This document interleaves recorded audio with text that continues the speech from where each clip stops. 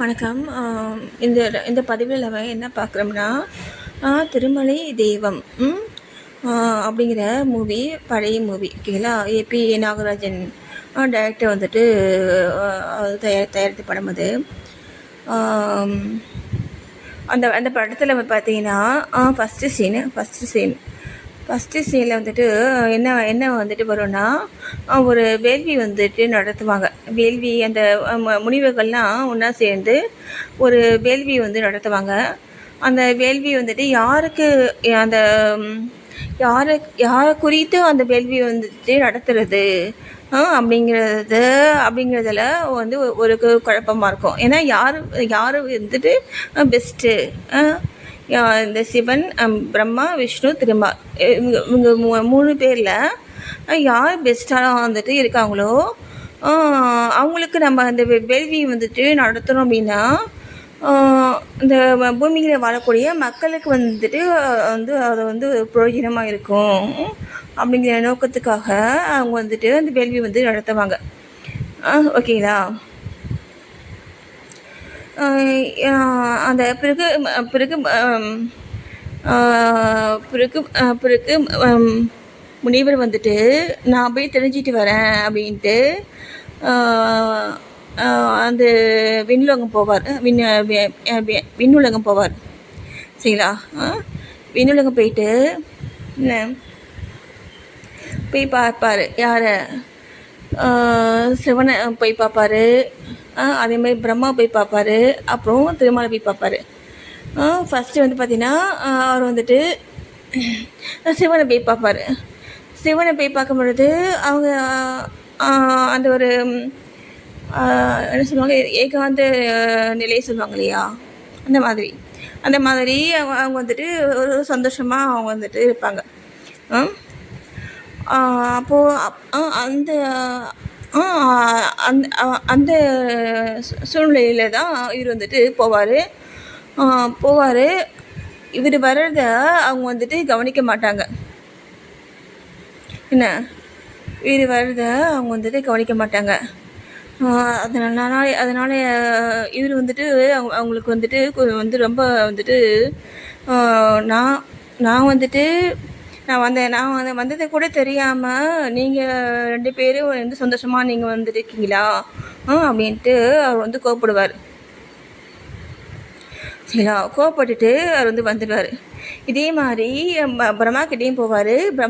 பிரம்மாவும் வந்துட்டு இதே மாதிரி தான் வந்துட்டு இருப்பாங்க. அதையும் பார்த்து அவங்கக்கிட்டேயும் கோவப்பட்டுட்டு வந்துடுவார். அப்போ பார்த்தீங்கன்னா அவர் வந்து திருமால்கிட்ட போவாங்க. திருமால்கிட்ட போகும்பொழுது திருமால் வந்து பார்த்திங்கன்னா அவர் வந்து தூங்கிட்டு இருப்பாருன்னு அவங்க ஃபேமிலியோடு அவங்க வந்து இருக்காங்க. அப்போது அவர் அந்த முனிவு வந்து வரதை தெரிஞ்சுக்கிட்டு அவர் வந்து தூங்குற மாதிரி வந்துட்டு பவானி பண்ணுவார். அதை பார்த்துட்டு இவர் போய் கூப்பிடுவார். திருமாலை போய் கூப்பிடுவார். திருமால் வந்துட்டு தூங்குற மாதிரி வந்துட்டு நடிப்பார். இவருக்கு கோவம் வந்துட்டு திருமாவுடைய மார்பில் வந்துட்டு காலை வச்சு இது பண்ணிப்பார். என்ன, அப்போது பார்த்தீங்கன்னா திருமால் வந்து பதறி எழுந்து, திருமால் வந்துட்டு நிறைய ட்ராமா பண்ணுவார்ல, தெரியுமில்ல அவரை பற்றி. கண்ணனாக வந்துட்டு வந்திருக்கா இல்லையா, கிருஷ்ணனா வந்திருக்கா இல்லையா, அந்த மாதிரி டைப் அவர். அப்போது அந்த மாதிரி இருக்கும் பொழுது அந்த திருமால் வந்துட்டு அவர்கிட்ட நீங்கள் வந்துட்டு நான் பண்ணது தப்பு தான், என்னை மன்னிச்சிடுங்க அப்படின்ட்டு ரொம்ப திறமையாக பேசி அவருக்கு பாத பூஜை பண்ணி அவருக்கு ரொம்ப என்னென்னா, நீங்கள் தான் பெஸ்ட்டு, இவங்க வந்து தெய்வங்களால் வந்து தெய்வங்களை வணங்கி பெற்ற விஷயங்கள் தான் அந்த முனிவர்கள் வந்து செய்யக்கூடிய விஷயங்கள் எல்லாமே பார்த்தீங்கன்னா தெய்வங்கள் கொடுத்த விஷயங்கள் தான் இல்லைங்களா. அதனால் அந்த முனிவர் வந்து பார்த்திங்கன்னா ரொம்ப ஒரு அகந்தியாக வந்துட்டு இருப்பார். என்ன, அதை வந்துட்டு எப்படி வந்து திரும்ப வந்து சிரிப்பாண்டாருன்னா, காலை வந்துட்டு பிடிச்சி காலை வந்து பிடிப்பார்.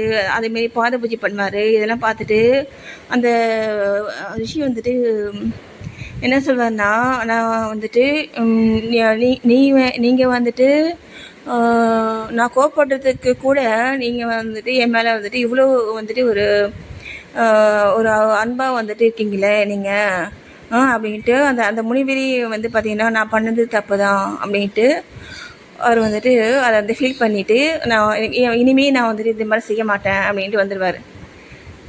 நான் சொல்ல புரியுதுங்களா? ஏன்னா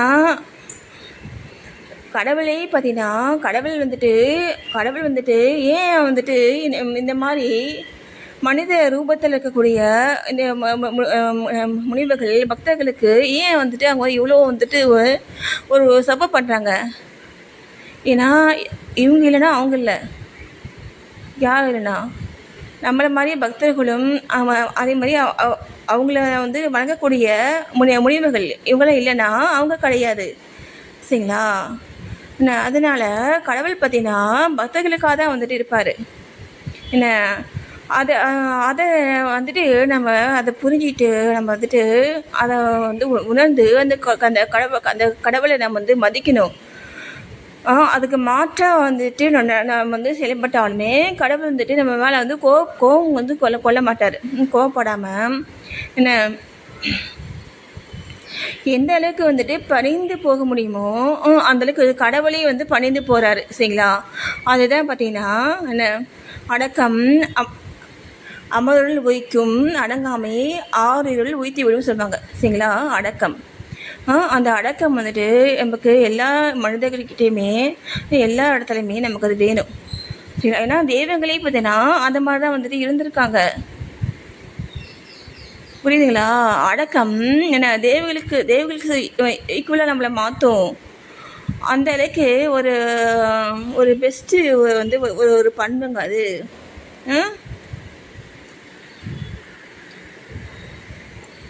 அப்புறம் பார்க்கலாம். நன்றி.